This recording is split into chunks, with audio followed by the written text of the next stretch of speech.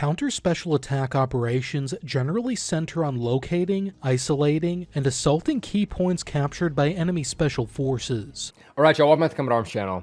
Okay, so today we're checking out a video from Battle Order. Now this one is about the Taiwanese Special Forces, so this is going to be pretty cool. We haven't checked out a whole lot of videos, if any. I think we've checked out like one Taiwanese kind of like civilian video about airsofters, but this one is about the Taiwanese Special Forces, specifically like their loadout and also their kind of role in a war with China. Now, when it comes to Taiwan and China, again, it's kind of like something that a lot of people have their eyes on just because, I mean, we're talking about the next major war. That is one of the leading contenders, if not the leading contenders, something that I know like the intel community is focusing on a lot to kind of see what we can glean from the past, as well as like, you know, China's general policies to see what we can sort of predict when China might try and take Taiwan back. And I know China has stated that like by 2027, they're trying to like reunite or, you know, take Taiwan back basically. So again, like in the next coming years, this is definitely going to be something that we're going to need to keep our eyes on. So learning a little bit more about the Taiwanese military is going to be interesting for me just because I don't know a whole lot about it. I mean, being stationed in Washington, I know we have some people who go to like the Pacific area, and some people will go and like train with the Taiwanese troops. At least they came over as well to the US and trained. So I've gotten some exposure to them kind of training in that environment, but it wasn't special forces by any means. And I've kind of only heard like bits and pieces. So kind of learning a little bit more in depth would be pretty cool to kind of understand their role in that sort of war if it did happen. So again, if you guys have any information to add, this is just one video. A lot of y'all are kind of like experts in a lot of what we're talking about or have personal experience. So if y'all have that sort of insider knowledge, definitely feel free to throw that down in the comments section. And I'm not just saying that from like an intelligence perspective. It is just really kind of cool to understand what that would look like in the event of a conflict. But should be cool. Let's go ahead and check it out. Taiwan's Special Operations team is pretty well publicized and is certainly one of their flashiest. In terms of role, an imperfect comparison would be the old U.S. Army long-range surveillance or LRS units. With Really interesting. Okay, so I'm going to pause it just from the start to kind of check out their gear. Okay, so LRS, I mean, LRS, those guys were fucking hard. Like, geez. Those are probably like the most, at least for me, is like one of the most respectable sort of like special operations units. Like that and like the Marine Raiders, just like hearing stuff that they get up to is insane. Okay, so we have some, it's dual tube night vision, but that is like a very, I'm not sure how old this footage is, but that is like a very, it doesn't look like a Gen 3 night vision system by any means. And also the mount also looks a little bit older as well. So they have a flashlights. It looks like this is like a thermal kind of camera.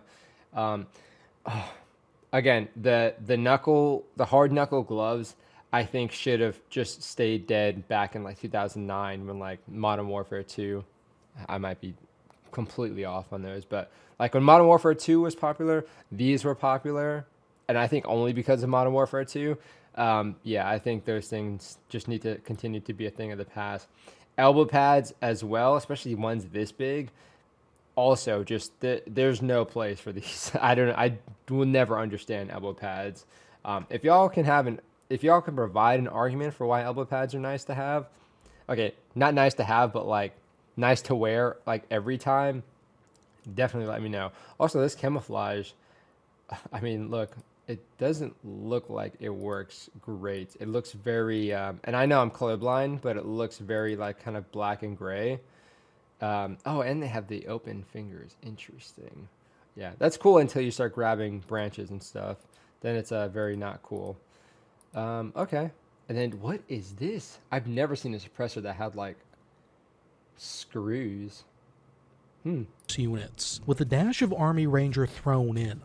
Taiwanese Special Forces are more similar in scope to PLA than American equivalents due to their greater focus on supporting conventional military operations, particularly the Combined Arms Battalions and their doctrinal role of defeating PLA amphibious assaults on the beach. Okay, and I know I'm going to try not to pause it too much. I just want to break down these tactics a little bit because I don't know how many like videos there are on the Taiwanese Special Forces, so it is kind of cool to see this. Okay, so again, like the gear, whatever, it's not a good indication for the quality of the soldier itself. We've kind of seen that with like the Philippines and whatnots. Those guys can go pretty hard. But okay, so they're breaching, cool. I mean, no issue there. They're pushing it open with the shotgun. Okay, that's fine. Make an entry basically right away. A little iffy on that one. I mean, again, you kind of like make do with what you have. This is like a pretty interesting little shoot house, but they're not like actually shooting, of course. Or if they are shooting, they're shooting like non-lethal munitions, like plastic bullets or like paint rounds, which would basically just get stopped by the paper itself. They're sometimes seen training Okay. side by side with mechanized forces, although it's been noted in one Taiwanese study that Oh, the conventional Woodstock. commanders misusing or not fully utilizing special operations forces, given their different peacetime command structures and characteristics, is a challenge that must be overcome. Whoa. Their I'm doing a terrible job. I know. Okay, I'm just going to stop saying. I'm not going to keep pausing it because there's just so much happening here. The old study- 240s, interesting. And they're also just holding the belts while shooting. What a vibe. Okay, so what did they shoot? Did they shoot like a grappling hook or something? characteristics is a challenge that must be overcome. Their primary wartime function I'm is not to sure. conduct infiltrations behind enemy lines for the I doubt it was- purposes of special reconnaissance, You can't really shoot a grappling hook onto harassment, a roof and climb it. sabotage, and directing airstrikes or Doesn't really artillery work. in direct support of conventional units. For this, they're trained in airborne, air assault, and small boat insertions. And Nice, six-man okay. teams are commonly seen augmented with 2 SC-9 Alpha special combat assault vehicles that can be carried internally by a Chinook. They've also been Okay. referenced as being look cool, capable but of hostage also rescue, counterterrorism operations, and exposed. conducting counter-special attack operations. The last mission is Golly. especially relevant to Taiwan That's a because lot. it's expected that any PLA ground invasion would be this preempted by camouflage enemy looks better. special forces seizing critical infrastructure like airports, ports, and radar stations to ease the main force's landing, disrupt friendly operations, and cause chaos. Okay, Counter so- special attack operations generally center on locating, isolating, Yeah, so that's so basically like a counter special forces sort of mission, which makes sense. When it comes to Taiwan, losing the airfields is going to be pretty critical because once you start losing access to that, then you need to start using other airfields on adjacent, basically adjacent islands. And trying to think about it. I mean, you have like the Philippines are probably going to be the closest. I might be so off on that. So the Philippines and Japan are pretty close. And I imagine like around there, you also have like some smaller islands, which also have airfields as well. But again, like losing airfields is pretty critical. So obviously the PLA, they're going to attack those right away, try and seize those to reduce that capability for us, which is going to be pretty big. Basically allowing us or denying our ability to resupply or force projection in general. So once they start locking down that, then things are going to get pretty sketchy, especially for those troops who are already on the ground in the area who are reliant on those supply routes. So being able to kind of have a mission to counter that is interesting, but also like super challenging. Of course, these guys can try and train on like all the airfields and all the critical infrastructure areas that they can. But again, at the same time, like you're not going to be familiar with everything. So you can be generally familiar with CQB, but once they seize it and if they get a good enough defense, even if you're really well trained, it's going to be hard to kind of try and recapture that. operations and cause chaos.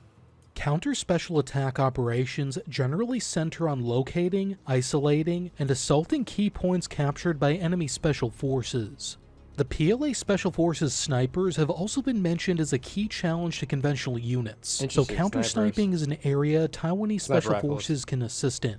As well, the Taiwanese Nice. Army strategy for defeating a PLA amphibious assault is to defeat them on the beach with combined arms battalions, supported by special operations detachments. But if territory is ceded, Special Forces are I'm curious what the special forces like role would be. I mean, when you have an element that big, how would the special forces really integrate into that, into like basically a littoral kind of defense, which is like an interesting concept by itself.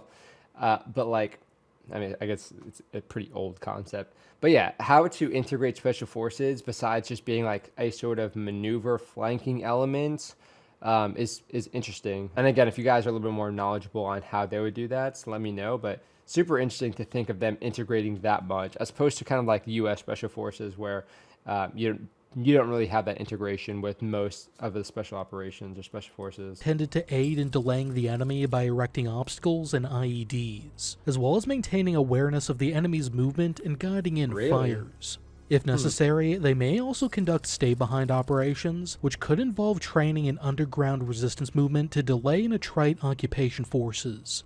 To accomplish these missions, Taiwanese Special Forces at their most basic are built on 6-man teams, much like U.S. Army Long-Range Surveillance, 75th Regimental Reconnaissance, or U.S. Marine Reconnaissance teams. These are considered modular structures, meaning if a mission requires more of one kind of specialty, like more snipers or more demolition specialists, then the composition can change. They can either be employed semi-independently dispersed in an area of operations, or combined into 12-man detachments. The most recent iteration of the team consists of a forward air controller, a forward observer, a communications NCO, current demolitions man, operations, combat lifesaver, these guys and a were used sniper. for. The forward controllers. Okay, so let's see. Forward air controller. Also the team leader. Damn, that's a lot of pressure. I mean, again, air superiority is going to be one thing. It's going to be contested immediately. So I guess of all the things that are probably going to go away, it's probably going to be the forward air controller. Like, that ability is probably going to go away sooner than, I mean, these guys can kind of act pretty independently.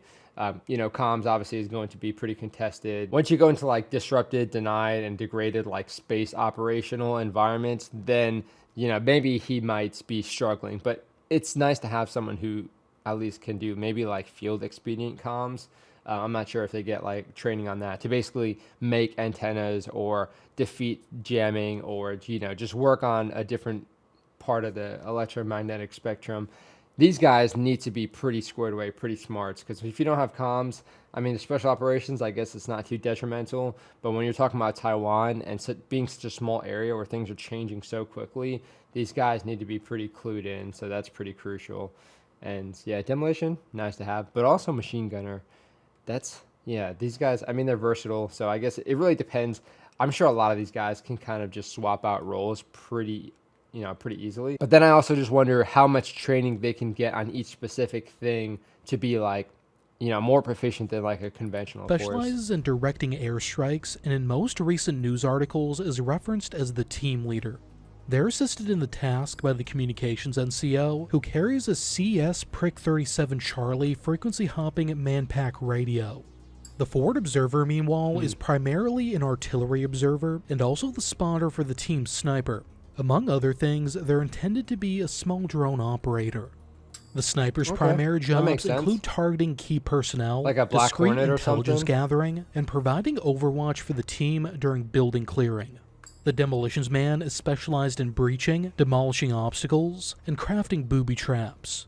In the most recent iteration, they're also a light machine gunner, although in the past they've been armed with a rifle and underbarrel grenade launcher. Oh my gosh. And lastly, the combat lifesaver is trained in tactical combat casualty care. As far as weapons, each team member is armed with a T-75K3 pistol, I've a never heard of Taiwanese that. derivative Looks like of the Beretta M92. Yeah, okay. The forward air controller. Oh my gosh. Okay, I get like you're making a knockoff of a pistol, and I don't know like how close you can make it without getting like sued or something. But who decided this was a good idea? Golly, that thing looks very heavy and blocky. I mean, I know they're kind of trying to support themselves and kind of be like self-autonomous, but looking at those like rifles and these pistols, these things look kind of rough. The forward air controller, forward observer, communications NCO, and combat lifesaver are all armed with special operations variants of the T91 rifle, seen equipped with red dot sights and flip-up 3x magnifiers. I mean, the Trigicon Just is a few nice years optic. ago, though, they were seen with conventional T91s with carry handles. The Demolitions Man, meanwhile, carries at Damn. least 3 weapons, which Which have is been crazy seen 'cause carried the- all at once during The demonstrations. airsofters had As a primary, he carries the Special Operations pretty version nice of the optics. T-75 light machine gun, a Taiwanese derivative of the FN Mini-Me that's been shortened over the original T-75 and given Interesting. tactical features like a Picatinny rail, a telescoping stock, and negative space mounting points. It looks However, heavy it's and unclear bulky. how proliferated this version is currently. Pretty much a saw, As but- of January of 2023, there were allegedly only 30 in service, and the older long barrel version has been See, I don't get it. Like, what's the point of, like, I don't know. And you guys might be smarter than me when it comes to like acquisitions and you know how crucial that is for self-sustaining and whatnot. But I mean, like, if you're going to design, I mean, again, it is like a copy basically. But if you're gonna like design a firearm or you know a weapon system, and there's only like 30 in service, it's like it doesn't seem worth it to me. Like, why not just acquire it, you know, through contracts or something? I mean, they're not a member of NATO, but they are still like, I mean, they work with the U.S. pretty closely. I would imagine that's pretty easy thing to kind of manage. But yeah, I don't know. It just seems this optic seems super janky, and then you just have this, which if there's only 30 in service, they're not being tested very properly, I would imagine. And also, it looks like it doesn't even have a sort of like compensator or muzzle brake. seen with teams this year as well. The Demo Man also carries a Mossberg 590 shotgun for breaching, with Okay. either Well, I a mean, stockless pistol grip they or got a real collapsible Mossberg. stock. These have a breaching choke and a Picatinny rail, although I haven't seen them with an optic mounted. Lastly, the sniper is nominally Makes armed with a sense. T-108 bolt-action sniper rifle chambered in 7.62 NATO, a replacement for the T-93. Back in 2019, the Seems sniper okay. in Oh one my team was also God. seen with a Beretta M107 50 cal anti-materiel rifle, so it Head could be mission suppressor. dependent as to what they take out. Just speaking in generalities, the anti-materiel rifle would be more useful for engaging vehicles, detonating explosives, or sniping in urban areas where there's an abundance of hard cover. As far as overall structure, the was- Republic yeah, of like, China with our Army snipers, has they 5 could special pick and operations choose what rifle they battalions, wanted to use. Jiayi, Longtan, and Taichung. They come under the administrative auspices of the Army Special Operations Command, also called the Tianlong Force, which ultimately comes under the Aviation and Special Operations Command. Oh damn, okay. Each The battalion Wuhan consists of a force. headquarters company and 3 Interesting. 85-man special operations companies. The headquarters company includes an 81mm mortar platoon, recon platoon, sniper section, and communications 81, platoon. huh? The special operations companies, meanwhile, consist of 3 platoons and a 60mm mortar section with 3 Okay. mortars. Nice. Yeah, I've seen like at least Green Berets. I've seen them do some crazy work with 60mm mortars. Especially seeing people use this in like the handheld mode, basically. Like they got pretty impressive with that. Basically, just like eyeing it and just knowing how to aim it and whatnot. It was pretty cool. As described in Army papers, the battalion is in theory capable of generating 25 to 26 detachments. Notionally, the Special Operations Battalion commander would essentially be the Special Forces staff officer advising the commander of a combat area or aviation brigade, while the company commanders would do something similar at the brigade level.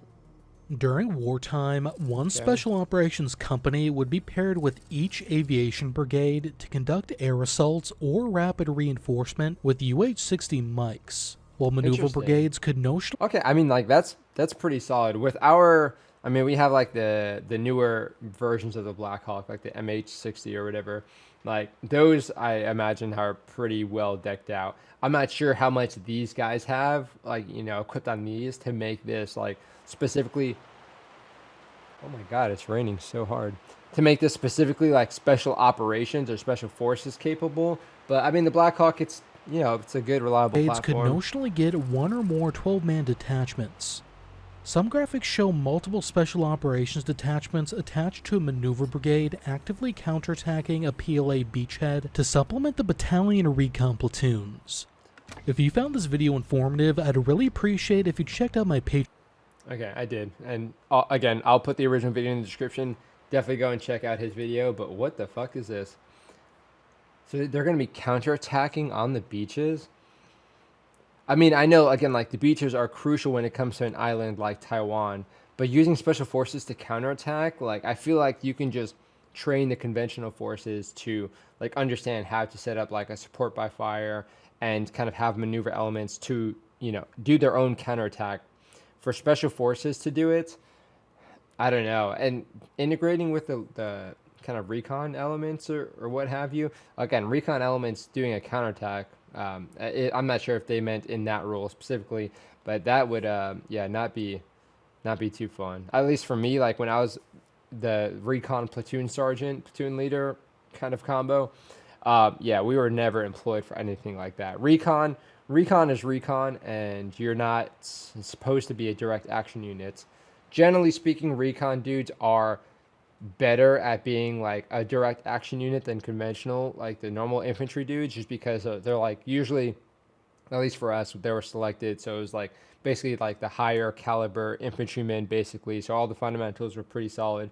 So they could be employed as that effectively. However, as like a recon special forces unit, I'm not sure if, I would advise something like that. Again, like a super interesting video. I love that, we have this much insight. When it comes to like a special forces unit, it's not going to be easy to get that kind of information, especially like down to the nitty gritty of how they'd be used in certain situations or their equipment specifically. And the team breakdown, again, can also be pretty ambiguous. Just trying to like analyze it based off of pictures or videos that you see, it might be very hard to kind of understand like who's doing what and what the command structure looks like specifically. So kind of having these videos is really cool to be able to kind of break it down and understand what their roles are going to be looking like in the event of this. But again, so like special forces, again, there's a wide array of what special forces can look like, whether it be like equipment or a training mission, and especially employment.